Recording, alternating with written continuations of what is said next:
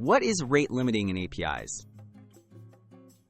Rate limiting is a technique used in APIs to control how many requests a user or application can make in a set amount of time. By setting these limits, API providers prevent abuse, manage traffic load, and ensure fair access for everyone using the service. This practice is essential for keeping servers healthy and responsive. Why is rate limiting important? Without rate limiting, a single user or app might send too many requests at once, overloading the server and possibly causing outages.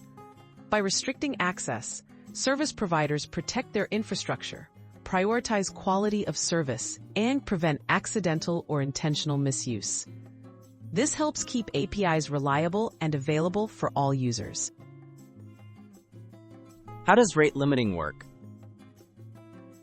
APIs usually measure requests in terms like requests per second or per minute.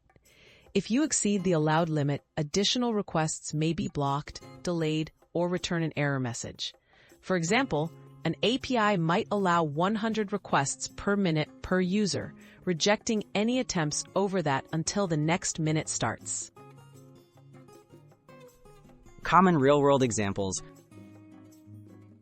Many popular APIs, including Twitter and GitHub, use rate limits. For instance, Twitter's API may limit users to 900 requests every 15 minutes when retrieving tweets. This prevents a single app from overwhelming the service and ensures that every developer or application can use the system fairly. Handling rate limits as a developer. Developers need to design their apps to respect rate limits by tracking request counts and handling errors gracefully. If an app hits the limit, it should wait and retry later instead of constantly retrying. This prevents interruptions and helps maintain good standing with the API provider.